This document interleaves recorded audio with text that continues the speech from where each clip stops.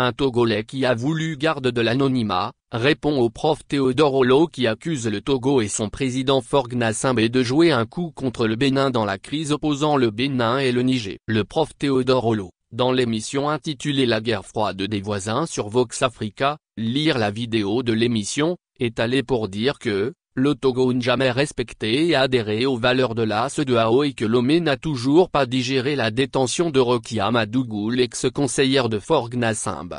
Face à de telles accusations, un Togoali a rompu le silence et lave la mémoire du prof Théodore Olo. Le compatriote revient sur les efforts du Togo et de son président dans la résolution de différentes crises dans les autres pays voisins. Mieux encore de mémoire des Togolais, il nous souvient que c'est ici au Togo que Patrice Talon a réservé sa toute première sortie après son élection en 2016, via la frontière Ila-Kondji afin dit-il de venir s'enquérir des sages et utiles conseils de son frère et jeune doyen togolais. Remonte le Togolais qui ne partage pas du tout les accusations infondées du prof Théodore Olo. Le Togolais précise ce dernier, ND et LR, il parle de Faure Gnassingbé, était alors très investi dans le différend qu'il opposait à l'époque au président Yayi Boni, consécutif à une histoire d'empoisonnement pour lequel il s'était exilé en France.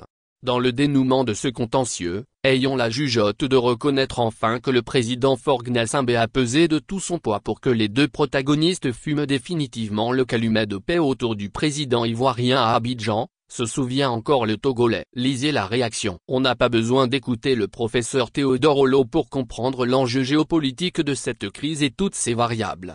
Il faut placer les faits dans leur contexte historique pour dire avant tout que rien ne prédisposait guère nos États voisins et frères à une quelconque belligérance. Mieux encore de mémoire des Togolais, il nous souvient que c'est ici au Togo que Patrice Talon a réservé sa toute première sortie après son élection en 2016, via la frontière Ila-Kondji afin dit-il de venir s'enquérir des sages et utiles conseils de son frère et jeune doyen togolais.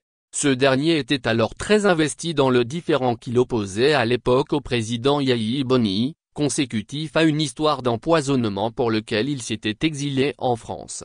Dans le dénouement de ce contentieux, ayons la jugeote de reconnaître enfin que le président Faure Gnassingbé a pesé de tout son poids pour que les deux protagonistes fument définitivement le calumet de paix autour du président ivoirien à Abidjan. Depuis ce temps, qu'est-ce qui a pu envenimer la situation entre les deux pays frères et amis? Là reste la question. Il faut déconstruire ce narratif tendant à faire croire que le Togo n'a jamais respecté et adhéré aux valeurs de la CEDEAO patati patata et sortir de certaines postures.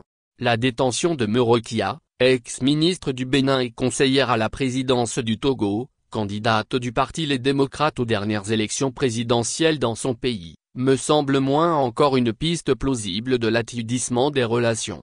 Personne, ni le professeur Théodore Olo ne semble détenir la vérité autour de l'imbroglio. Et si c'était une question de leadership, c'est sans surprise que le président Faure Gnassingbé a prouvé dans la récente crise entre le Niger et la CEDEAO, qu'il reste un acteur clé et un dirigeant pragmatique pour un heureux dénouement.